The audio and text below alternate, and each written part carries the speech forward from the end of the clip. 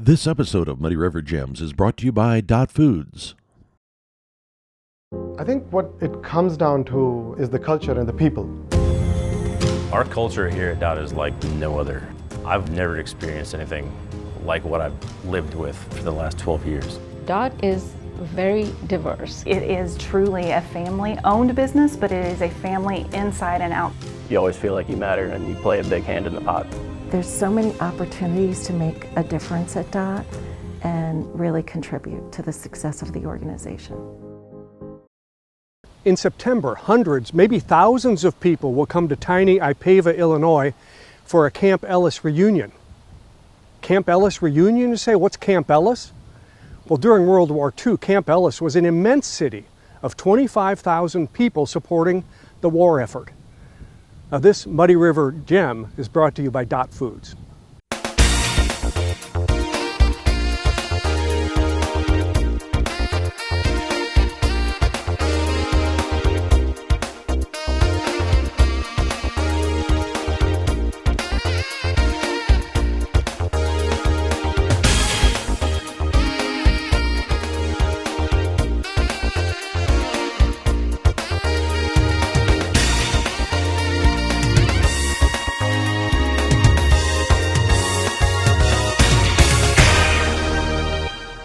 Well, Marion, every September you have a homecoming, a reunion, right, for Camp Ellis. Hundreds, maybe thousands of people show up, and a lot of them, it may be their first education about Camp Ellis. They may not have even known this was here. But between Ipava and Bernadotte and Table Grove, there are hundreds, thousands of acres that were in the 40s devoted to training at Camp Ellis and a prisoner of war camp. And this museum, this Easily Pioneer Museum in Ipava, is dedicated to educating people about that, isn't it? It's one of the things we do. We didn't really plan on doing Camp Ellis when we started. We started with the country school next door, but Camp Ellis was here, and it just kind of fell in kind of naturally, and it just keeps expanding. I keep learning more all the time. So to give you an idea about Camp Ellis, this is the best map that I have of Camp Ellis. And Camp Ellis was about 6.5 miles east to west, about 5.5 miles north to south. On this map, each square is a square mile. Okay, 30 square miles. And they started out, I usually tell the story as they started with a land grab. They took a section of land. If you read about Camp Ellis, you will read that, there are places you'll read that it was 8,000 acres. And that would be about this 8,000 acres right here. It was the first land grab to build the city. And the city is right here. And then the second land grab was this up here. And it's the rough area, and Spoon River goes through it. And it took in the little community of Bernadotte. Okay. After they got started, and after they got some buildings built and they got the hospital started here, they did a third land grab, and it's these 3 square miles on this side, and right here is the airport. And the reason for that is that as they started the hospital, somebody there had the idea that if they could take the surgery units that they're training and put them in an airplane and take them somewhere and set up a hospital in 24 hours, they could save a lot of lives, was a good idea. Yeah.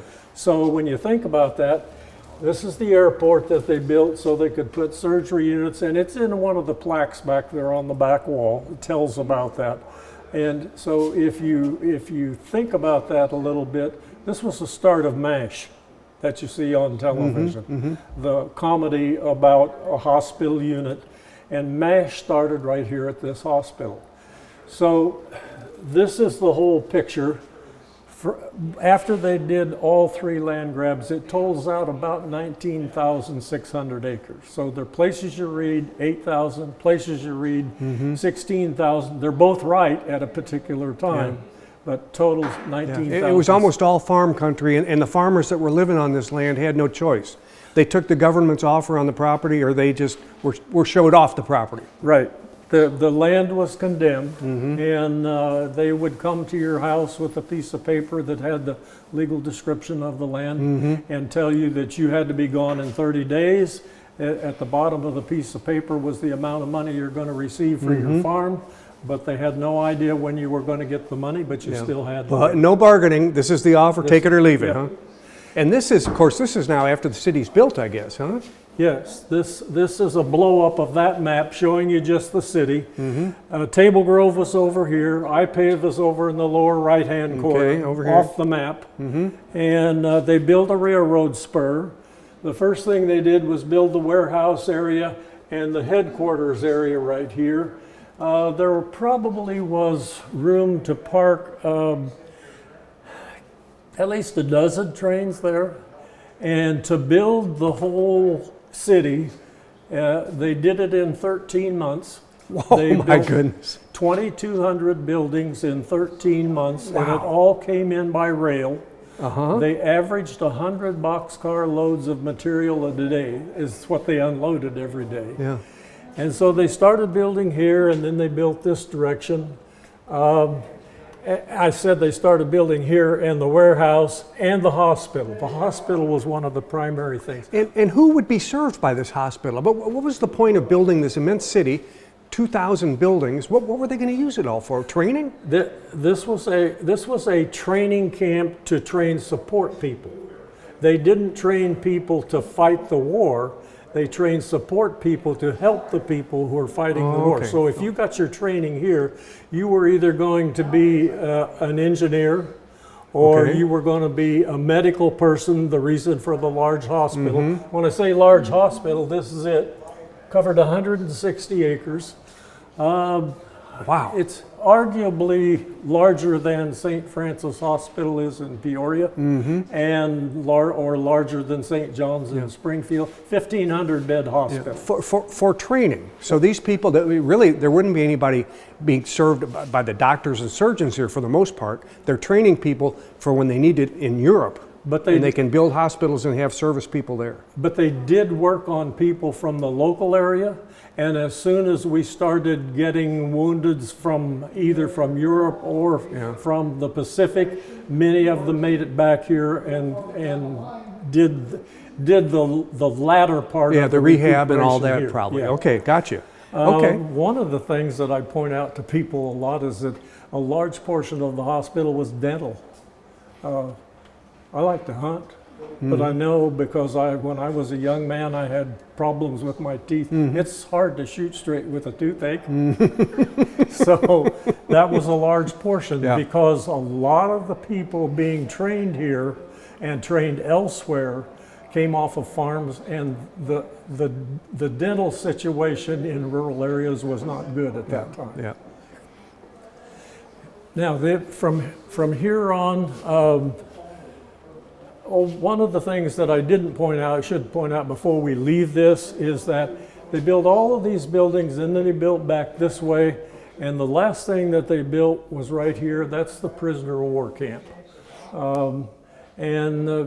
You probably can we'll talk about prisoners of war a little later on. But this was it. This is where it was. So let's go on from there and talk about the other things that are after here. You. Okay, these plaques that we're looking at are not plaques that we did here at the museum.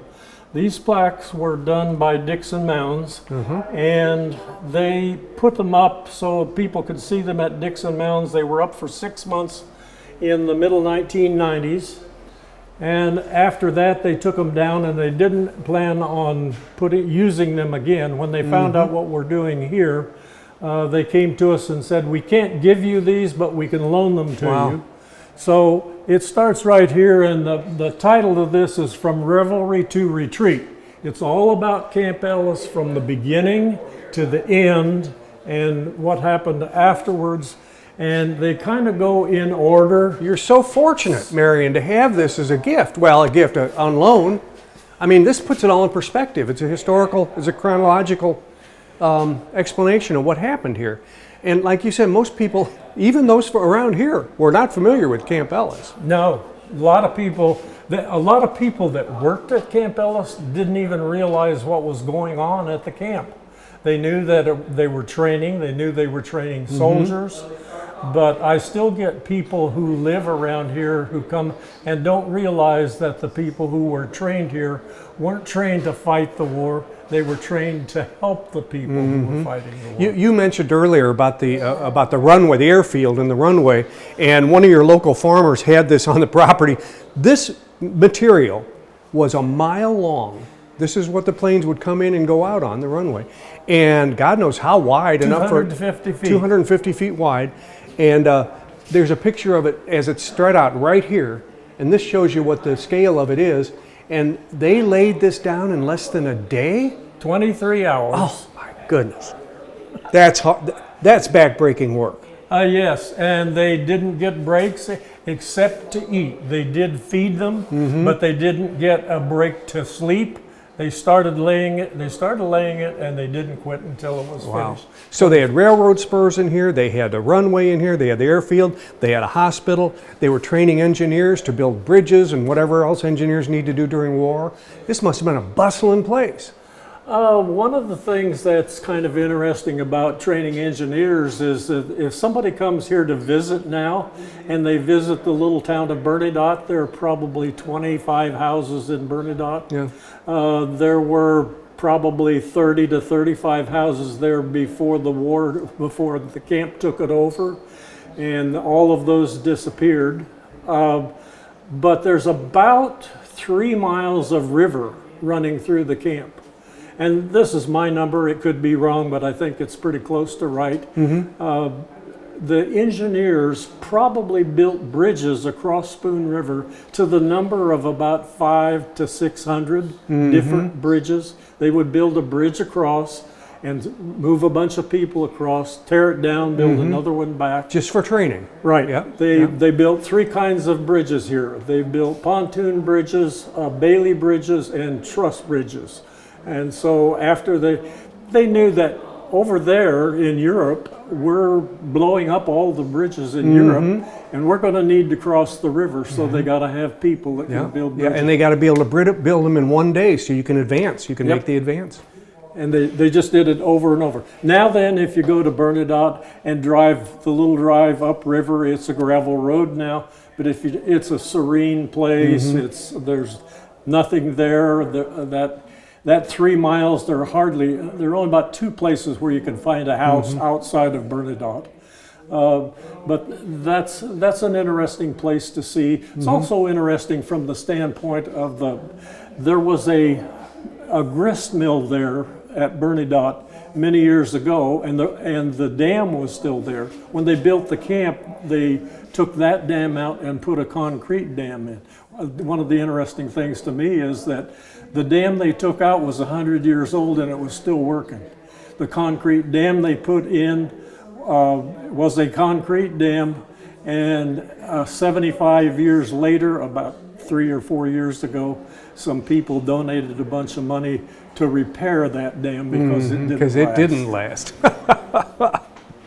Julie Terstrup, probably not one of the major focuses of Camp Ellis was the POW camp. And people are just flabbergasted to know that there was a prisoner of war camp in Illinois.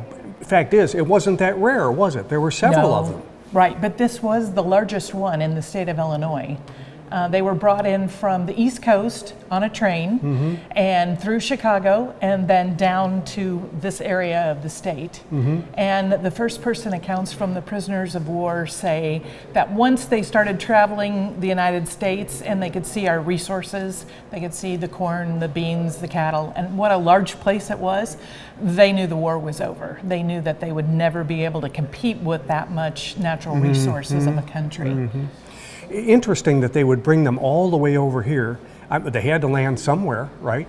But for them to go ahead and designate Camp Ellis as a place to bring mostly Germans, I guess, right? There were some Austrians, but mostly Germans. Right, and Polish. There were Polish and Polish, too. okay. What was the experience like for them and for the American soldiers who were guarding them? There must have been quite a bit of interplay here and probably relationships made and broken, and it must have been interesting. From what I've read, and I've tried to do a lot of research on first-person accounts of what they said it was like. I've got to think of the guy's last name.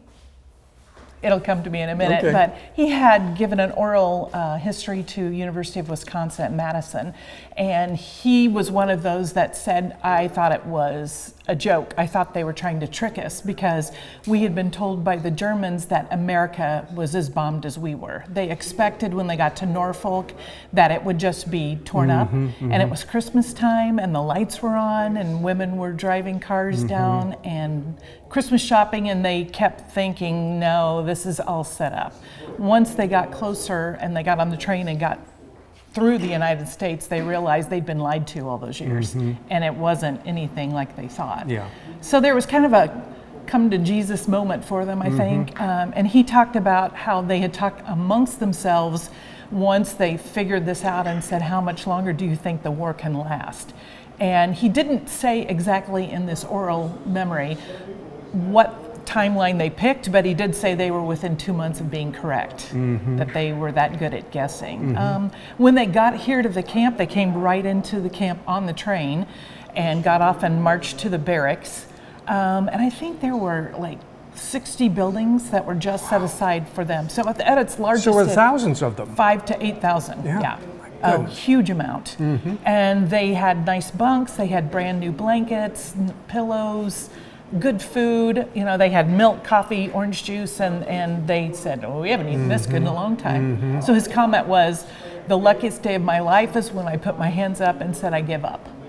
Because he said, I knew I was safe as long as somebody just didn't by accident shoot me. Okay, that's what this exhibit here is. As we move around here, you were pointing out to me earlier that there were some interesting things that they would make for the soldiers, and they would trade off things that they would make. Yes. So in reality, they weren't supposed to be doing some of these things. But right here, and I'll get it out so we can take a look at it. That was a ring that was made by them. You met by one of the German POWs. Yes. And then there are other rings that we have seen that were made out of silver dollars. And they would say, if you give me a silver dollar, and they weren't supposed to have money, so they would make them and do just a round circular ring like a wedding band, and then trade them back for cigarettes or chits, which are little pieces of paper they could use like money to purchase things. And so really they got along fairly well. A lot of people around this area are of German descent, and so in a way I think that made a difference. They kind of felt like it was not too many generations from home. So they got along well, and there wasn't this, it wasn't like they had to guard them at gunpoint all the time to make sure they didn't escape. That's not what was happening here. Surprisingly, there were some that did escape, but they didn't escape to go back to Germany. They escaped to stay in the United States.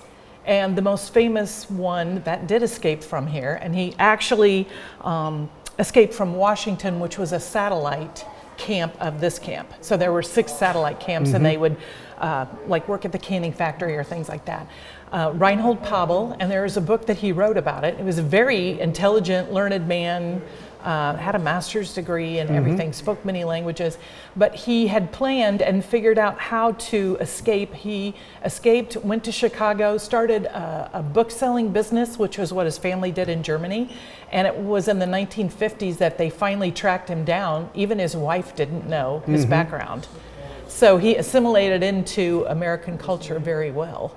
But the ones that escaped usually were caught, you know, within a day or so because of, in one case it was because of the shoes he had on. A guard saw him in a bar in Peoria and knew that those were not the right shoes for this prisoner of war or for a soldier. And he figured he was a prisoner of war, so. We'll be back with more from the Easley Pioneer Museum right after this.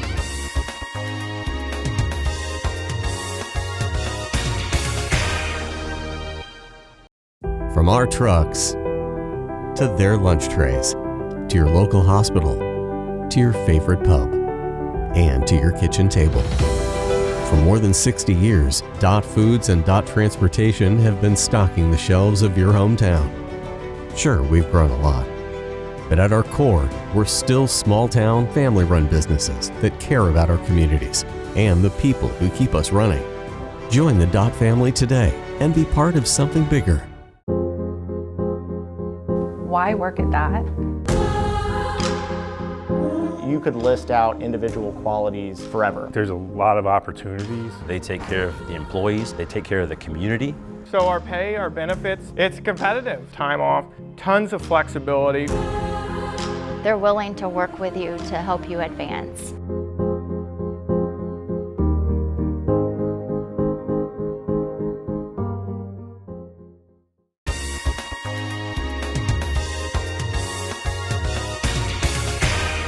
Bill, we're looking at a picture of you now with your wife.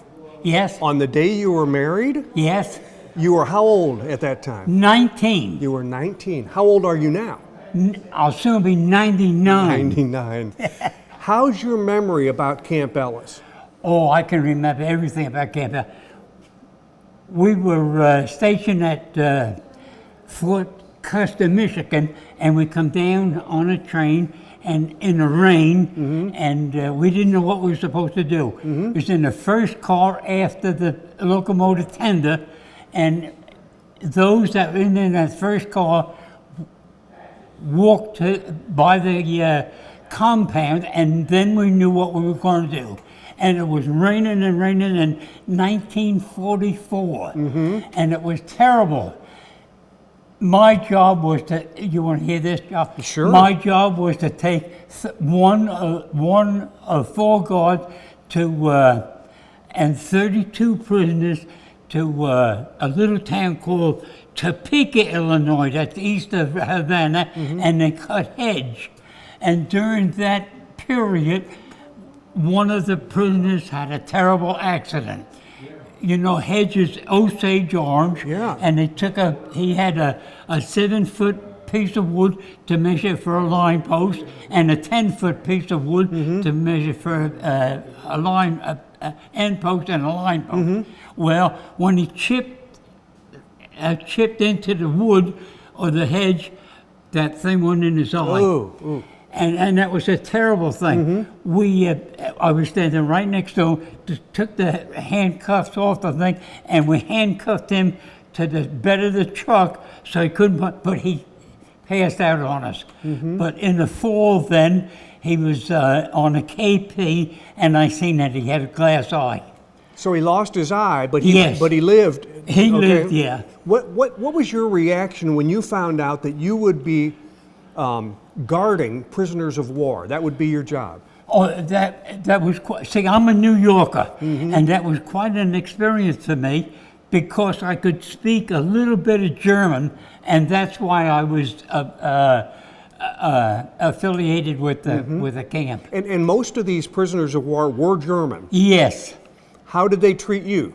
We treated them just perfect, just like they were treated perfectly, and when we approached them, they stood at attention. Is that right? You know, my opinion, my belief, before Hitler become powerful over there, he had girls have children, and those children that were raised were his super race. And I think that those prisoners here were that kind of super race because when you approached them, they stood at attention, and they were so highly educated and so very well disciplined. And I think personally that they were the super race. Do you think that they were glad to get out of the war and to be here? Oh, they were so happy. It was a better situation here than being on the battlefield. Oh, sure, and 3 meals a day, you know, and freedom, and they got paid. You went to a movie ticket and you got a little 10-cent coupon.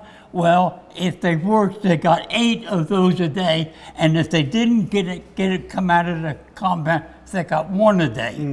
And of course they were glad to get out of the compound and work and all. Yeah, and when we brought them out of the compound, they with them they took a case of lemons. See, it took quite a bit while to get from Camp Ellis to Havana and back, so we didn't have to bother with any food. But they did take a case of lemons every day, and they peeled it down and ate it like an orange. That's something, you remember that. That's interesting, isn't it? I can taste the lemon right now. Thank you, sir. Well, thank you very much for the interview. It's been a pleasure. Doc Butcher, you've been a baseball fan your whole life? Well, I was when I was younger. I got kind of mellowed out. Oh, yeah? Yeah. Yeah.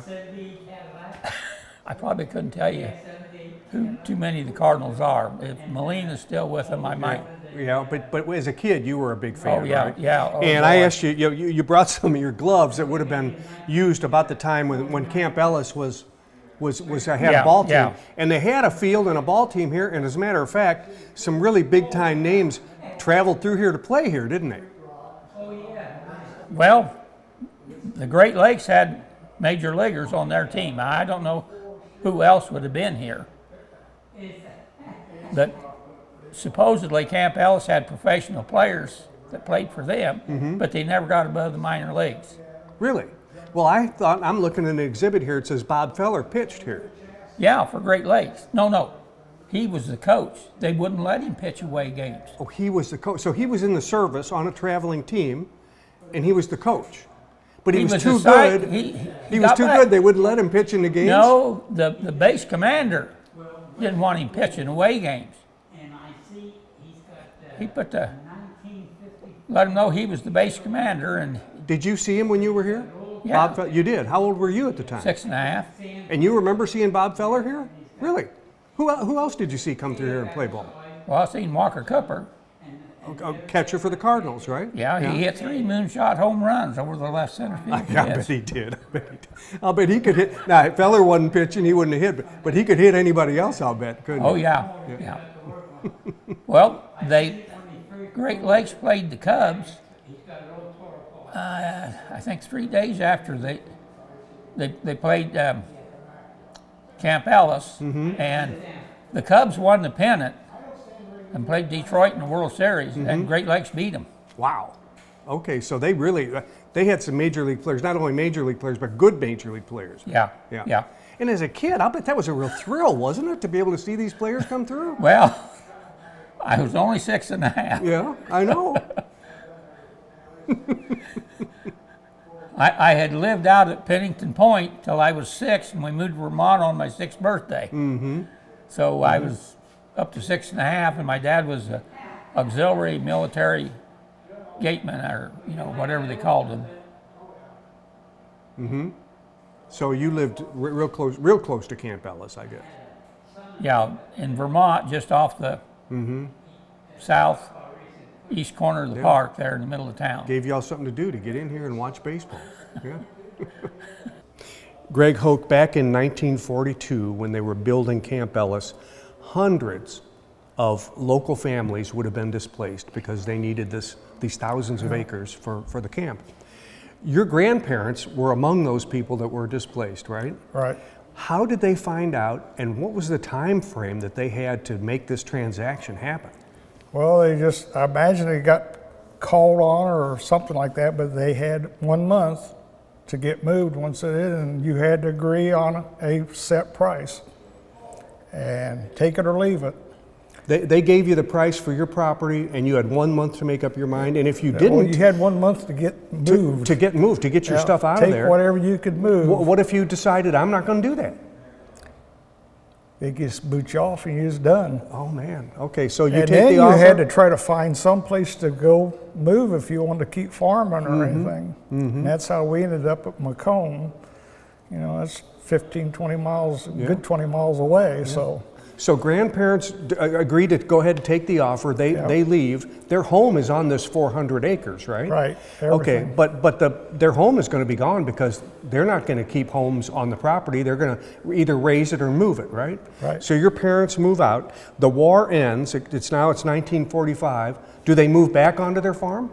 Grandpa never, but my dad he was in the service and he couldn't even help move because he was in the service, but he come back and his next door neighbor was always buddies and stuff and worked together. He helped Grandpa and them move to Macomb, where we're at now, still there.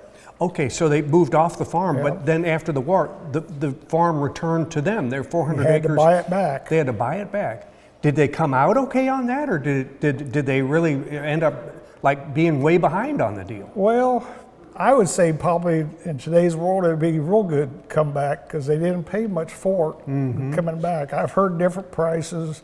You hear a dime on a dollar and some other wages, but depending on the farm, I imagine, and what was messed up on it, because these farms were supposed to have been put back to good shape and they weren't. Yeah. So, okay, your grandparents are back farming the 400 acres. Yeah. They're living in Macomb and coming out here to farm. And of course, they probably have some help. They're hiring some people to farm it for them. They had the dad and the hired man, they did all the farming because Grandpa wasn't able to. He died a very young man, and Grandma, she was only a little short gal, but they just was basically retired and stuff. And speaking of your grandpa, this is interesting because we have a picture of the family farm, and we also have your grandpa's uniform, right? Yes. So not only did he got moved off his farm, he also entered the service then at the same time, huh? Okay. And you've got his uniform here in the museum. That's terrific. That's terrific. Now, the 400 acres is still in the family. You still have it, right? My brother inherited it when my mom died and stuff. She was the last one left. When she died, he inherited it, and I got the farms up by Macomb. So are you and your brother still farming the properties? I farm mine, and he got somebody else farm his. It's a cousin, actually, like a second cousin, I guess. Yeah. So the land is still in the family. Boy, what an interruption that was, though. Talk about, that war was a mess for everybody. And it was a mess getting that farm cleaned up. You don't realize it's like a town out there. They cleaned off. Well, there were streets everywhere. Wherever you got streets, you got tile lines. Water thing. I took 120 some manholes out and capped them, hooked them back up. Wow. Got them. It took 2 years of doing that off and on. A lot of work. Just so it could become farm country again. Yeah. And it's got tons of rock. I mean, guys, I could tell you how many truckloads of rock I hauled out of the field, chunks of concrete and stuff. It's been a lot of work. Yeah.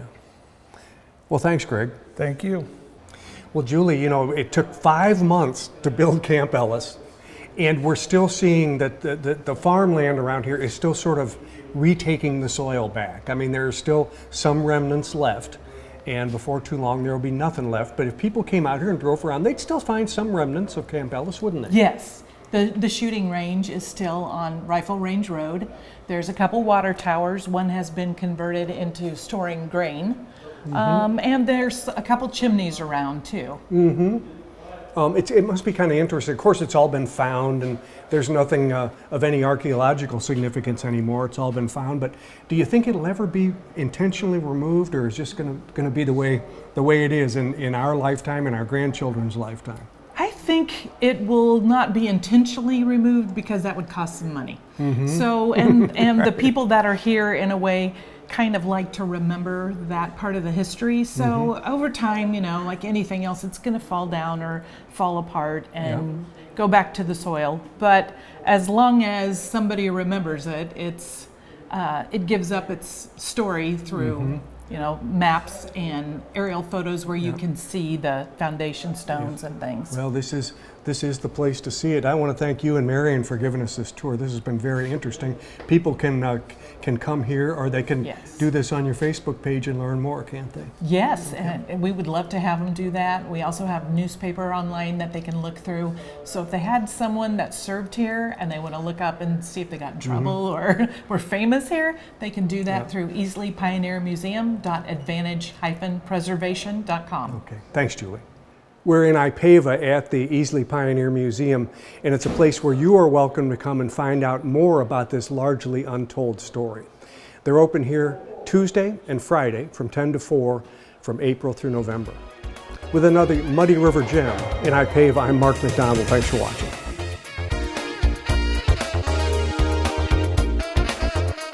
This episode of Muddy River Gems was brought to you by Dot Foods,